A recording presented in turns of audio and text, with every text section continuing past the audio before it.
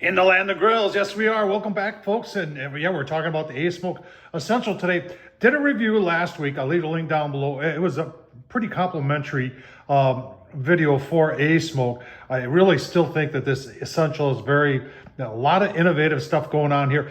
In the video toward the end, I told you the issues that I have with this grill. Asmoke didn't like that. I'm going to show you a couple of emails that were sent back to me, and at one point, I think it was their marketing firm offered me $100 to take it down, and obviously, I'm not going to do that. And you know what? I doubt that they would have ever sent me anything anyway. So let's take a look at the videos. Let's talk about the issues and see what we can do, and the suggestions that I am making to help this be the perfect portable pellet grill. All right, so here's what I got from, I think this is their marketing firm for Asmoke, and they appreciate my honest review, and that was the deal. They sent me the grill, and you're going to get an honest review. Obviously, they did not like that, and they're telling me to enlist immediately, send via Google Links, transfer also product issues, please send it over to the clients after sales, which I didn't have any contact there. Now all of a sudden I have got all sorts of emails. So I was very concise, and I followed up the email saying, I'm going to do a follow-up video, and I'll try and address this for you. Now, the lack of instructions, they did send those over after the fact. I got a PDF, so and they are good instructions. The inconsistent temps, that hasn't been resolved yet. Now they're telling me through some other emails that there may be another firmware update needed. Now, I've already done that once. Apparently, there's more. App not connecting, that's not a big deal for me, but the slider on the pellet hopper, I'm going to take a closer look at that and show you what I'm talking about. But they're claiming they're going to redesign that hopper right there and send me a new one. Who knows how long it'll take? Let's take a look at the hopper issue first. All right, so the pellet hopper is designed to go right there. It's also designed to be removed so you can carry it around, and it makes it a little bit more portable. And then they have this grate that goes in, because you can see the pellets are still down there. So you got to put this grate in, otherwise you're going to be leaking pellets all over the place. But the issue with this is this slider.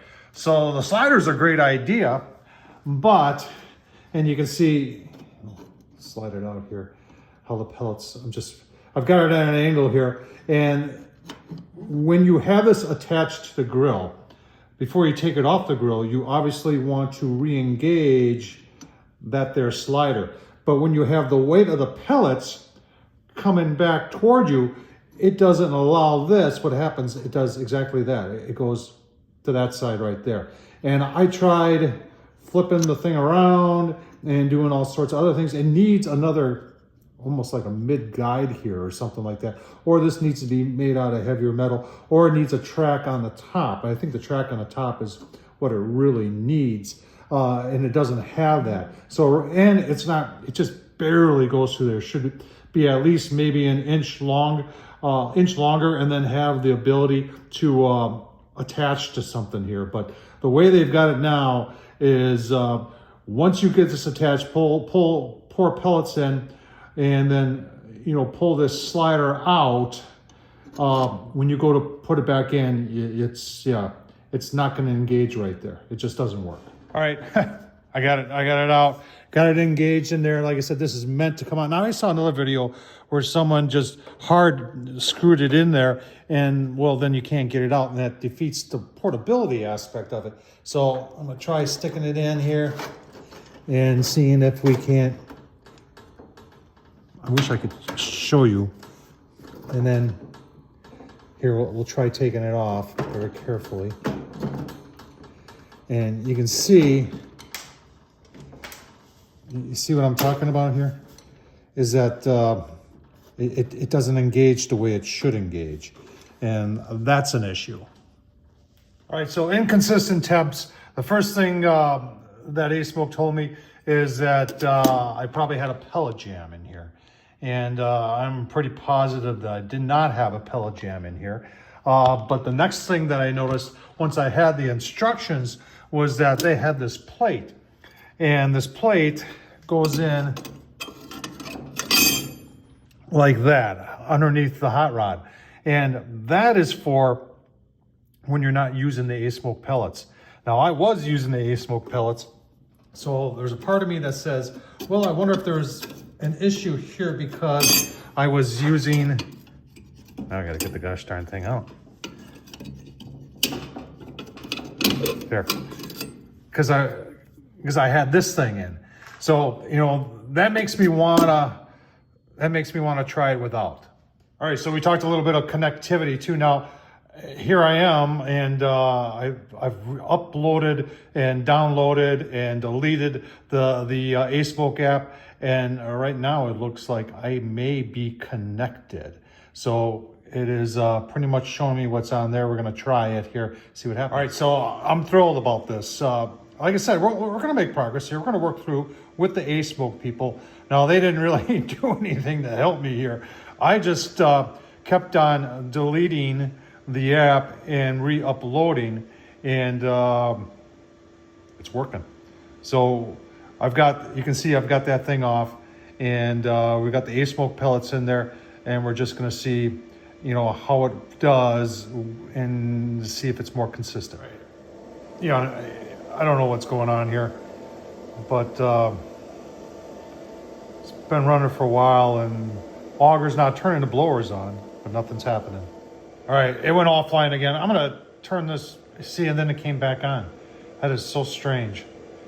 And auger still hasn't spun at all. All right, so we're gonna not even bother with the app. We're gonna just see what we can do here from the, and just, oh, hang on. Detected a new version of a multiple improvements. Oh, let's do that. So there might be another update going on here. I'll give you a look-see. All right, so apparently there's another update. I hope that's good news. Plus anywhere on the screen. Let's rotate the knob. Oh, I hear pellets falling already. Let's go for 300. And swipe to ignite. And hopefully, yeah, show you.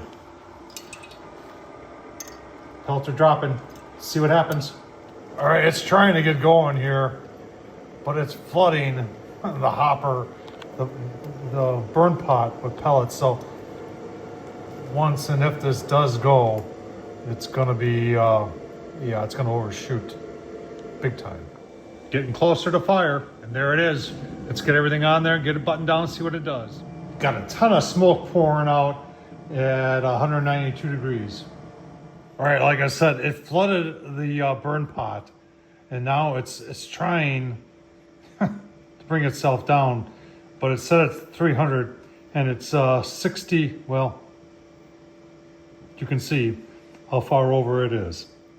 You can see it's set at 300. It's 84 degrees over.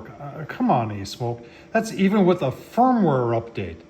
Now we're almost 90 degrees over, set at 300. So what's probably going to happen here is this thing is not going to try and feed any pellets, and it's going to get really close to having a flame out.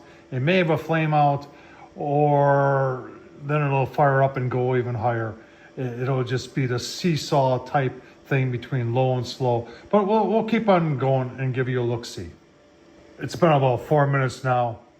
I can't hear the flame roaring anymore, and temperatures are coming down. I'm not sure how it's going to do here. There could be a flame out, or it could flood it and then turn back on the hot rod, and then we'll have this roller coaster effect going on again. All right, hit 300 degrees, and you hear the blower turning back on. I could hear the auger going back on, so let's see what happens now. All right, we got fire. I can hear it. Let's see what happens now. Roller coaster. So I'm thinking 287 might be our low on this one. And then we'll see how high it gets. All right, so maybe now 20 or 21 is only, I mean, that's not as bad as 90.